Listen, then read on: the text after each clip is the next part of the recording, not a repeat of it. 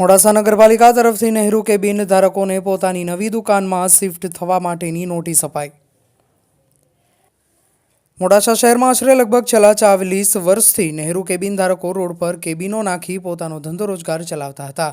તો હાલ નવી દુકાનો તૈયાર થઈ હોવાથી નગરપાલિકાએ સમય મર્યાદામાં પોતાની નવી દુકાનમાં જવા માટેની નોટિસ નગરપાલિકા દ્વારા અપાઈ। રિપોર્ટર કાદર ડમરી, અરવલી।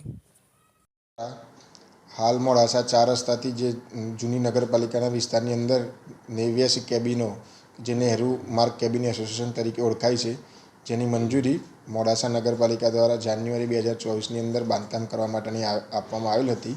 જે મંજૂરીની સમયમર્યાદા આગામી 2025ની જાન્યુઆરી માસની અંદર પૂર્ણ થવા જઈ રહેલ છે। જેના અનુસંધાને નગરપાલિકા દ્વારા જુદા જુદા 70 કેબિન ધારકોને નોટિસ આપી તેમને જે જગ્યા ફાળવી નવા કેબિન બનાવવા માટેની મંજૂરી આપવામાં આવેલી તે જગ્યાએ શિફ્ટ થવા માટે નોટિસ આપવામાં આવેલ છે।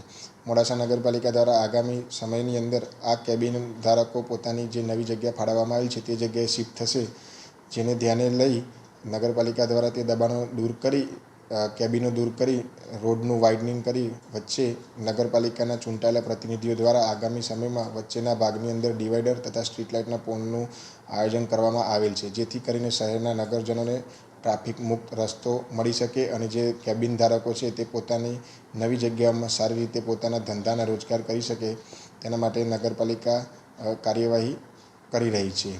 તો હું તમામ દુકાનદારો અને કેબિન ધારકોને નમ્ર અપીલ કરું છું કે જો પોતાના કેબિનો જે જગ્યાએ ફાળવાયેલા છે તે બની ગયેલ હોય તો વહેલી તકે પોતાનો સામાન શિફ્ટ કરે, તો જેથી કરીને નગરપાલિકા પણ સમયસર તેમના કેબિનો હટાવી શહેરના નગરજનોને ટ્રાફિક મુક્ત રસ્તો આપી શકે। સર, જે દુકાનદારો છે તેમનું કહેવું છે કે હાલ જે સુવિધાઓ છે પૂરી નથી, લાઇટ નથી, રોડ નથી, તો શું કહેવું સાહેબ એ માટે?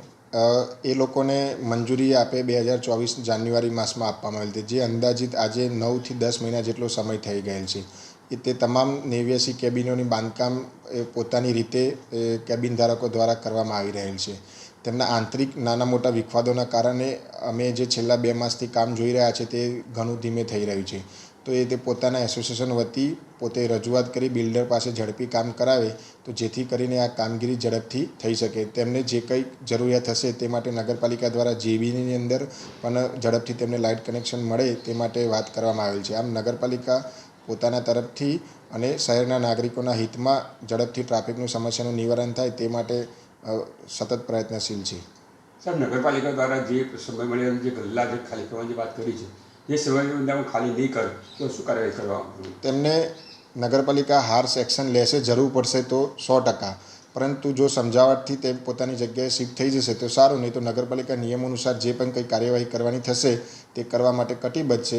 જો તેમને સમયસર નહીં કરે તો નગરપાલિકા તેમના કેબિનો ઉઠાવશે તો તેમના ધંધાના રોજગાર ઉપર અસર થશે અને તેમના આર્થિક સમસ્યા ઊભી થશે। એટલા માટે નગરપાલિકા તેમને નમ્ર અરજ કરે છે અને વિનંતી પણ કરે છે, અને જો નહીં સમય મર્યાદાની અંદર કરશે તો નગરપાલિકા જે નિયમ અનુસાર એમને કાર્યવાહી કરવાની થતી હશે એ કરીશું જ, પણ એક શહેરના હિતમાં અમે નગરપાલિકા પણ એમને સાથ સહકાર આપે છે અને એ લોકો પણ સાથ સહકાર આપશે તો સારું રહેશે। ઓકે।